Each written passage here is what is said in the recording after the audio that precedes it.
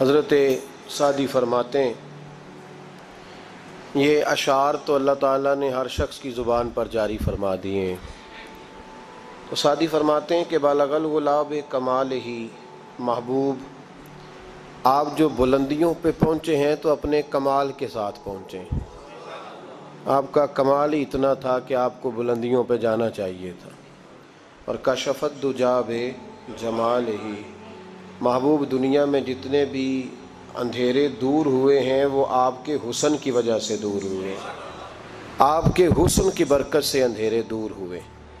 اور کیا خوبصورت فرمایا، کہنے لگے حسنت جمیع خصال ہی، محبوب جتنی پیاری پیاری عادتیں تھیں وہ ساری اللہ نے آپ میں جمع فرما دی، جمع ہو گئی۔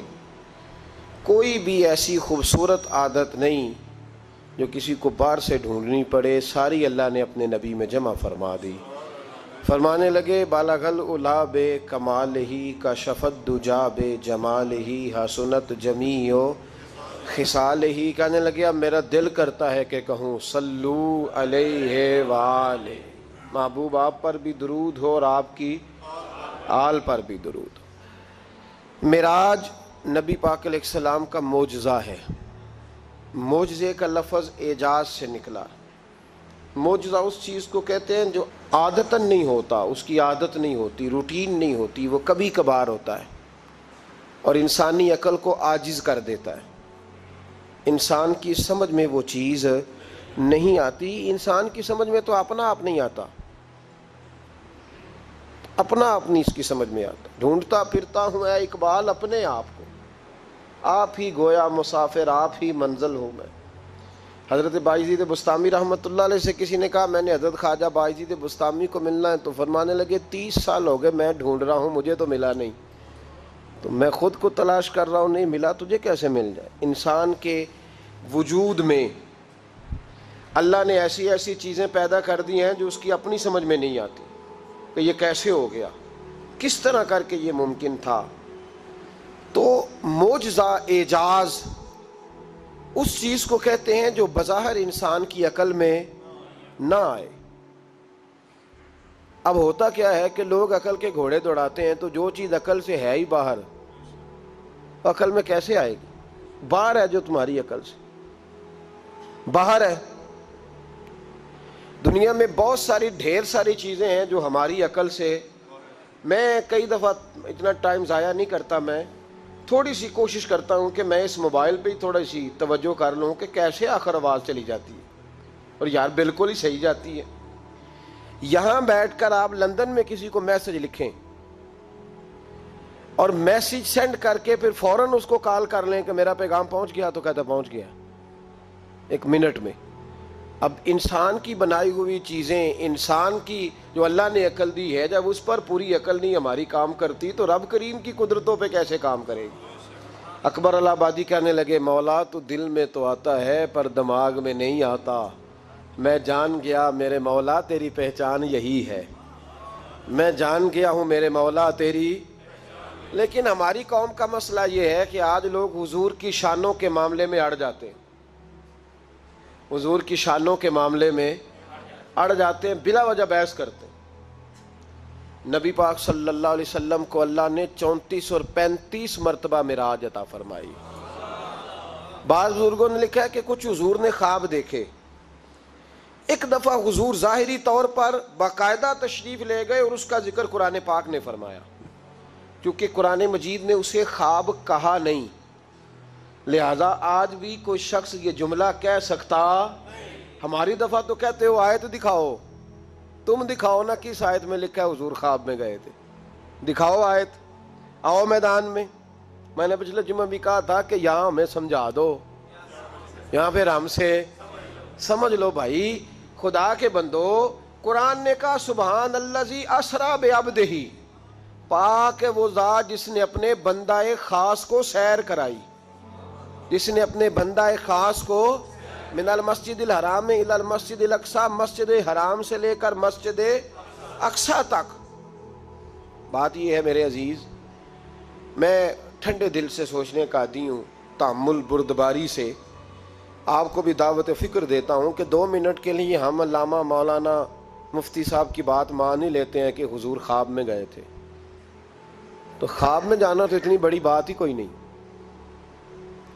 ایک بندہ اٹھ کے کہہ دیتا ہے کہ میں نے خواب دیکھی ہے کل میں پاکستان کا وزیر اعظم بنوں گا، آپ کو اعتراض ہے اس کی بات پہ کہ خواب بھی نہیں جے کسی نے بنن دینا؟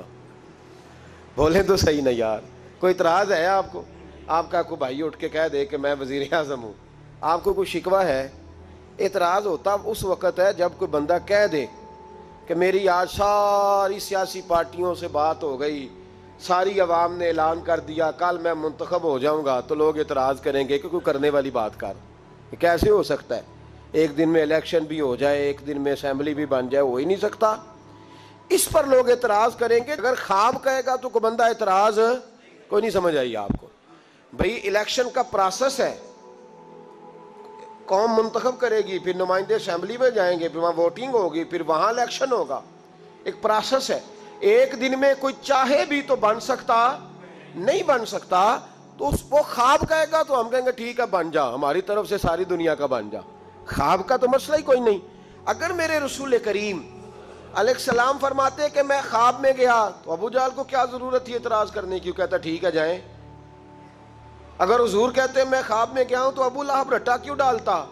میرے مصطفیٰ کریم نے کہا میں گیا ہوں اور 18,000 سال کا سفر طے کر کے آیا ہوں، اور محبوب فرمانے لگے 7 زمینیں دیکھی ہیں، 7 آسمان دیکھے ہیں، حور و غلمان دیکھی ہیں، جنت دیکھی، جہنم دیکھی، ہر شے دیکھ کے آیا محبوب، اور کیا؟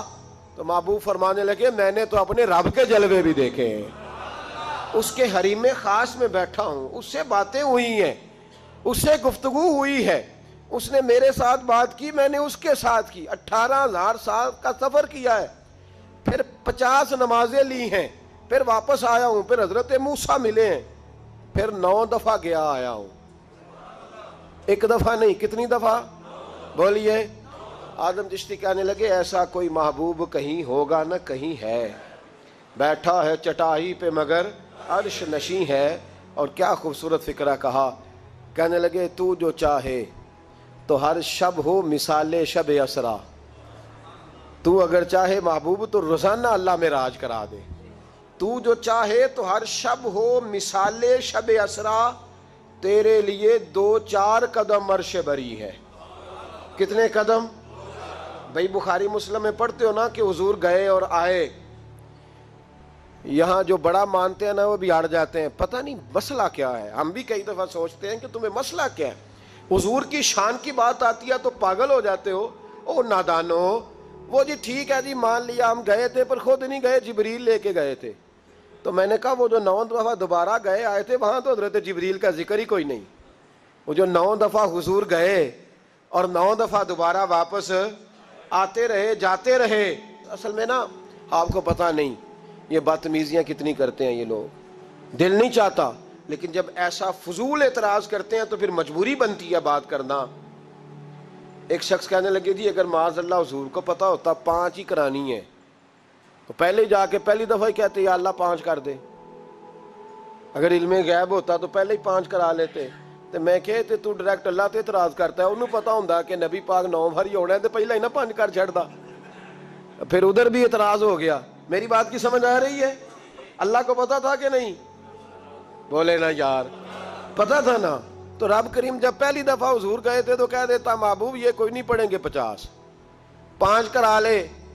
اللہ نے بھی کہا حبیب تو جاتا جا اور آتا جا، تو جاتا جا اور آتا جا، تو میرے جلوے دیکھ میں تیرا حسن دیکھتا ہوں، تو جا اور آ۔ تو محبت کی باتوں پہ لوگ شکوہ کرتے ہیں، اصل میں بیچاروں کو پتہ ہی نہیں، اس رستے کے راہ ہی نہیں۔ میاں صاحب اصل میں نا میں جب ساری باتیں سنتا ہوں تو آخر میں میرا دل کرتا ہے، میں رات بھی میر پور میں تھا تو میرا دل کرتا ہے کہ میں بابے سے ہی مشورہ لے لوں، بابے گلا صحیح کر جاندے موک دی مکا دیندے نے، کوئی بشر آکھے کوئی نور آکھے، پیندا ہر پاسے ہو شور ڈٹھا، اللہ والے گالی مکا دیتی تسا ہور ڈٹھا تے اسا ہور ڈٹھا، جاؤ موج کرو، اللہ والے گالی مکا دیتی تسا ہور ڈٹھا تے اسا۔ میں کہتا ہوں ان نادانوں سے بحث کرنے کا مطلب ہی کوئی نہیں، یہ اس رستے کے مسافر ہی نہیں۔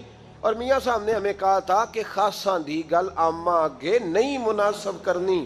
میں اگلا شعر نہیں جے پڑھنا، میں نہیں جی اگلا مصرع آکھنا، یہ تو انہوں ہوندہ ہویا تو یاد کر لیا جی. تو میں کہتا ہوں ان بیچاروں کو کیا سمجھائیں، انہیں خبر ہی نہیں، شان مصطفیٰ کا پتہ ہی نہیں، انہیں خبر ہی نہیں، کس کی بات کرتے ہیں یہ؟ عجیب لوگ ہیں، بحث کرتے ہیں حضور گئے نہیں خواب میں. کیسی سنو،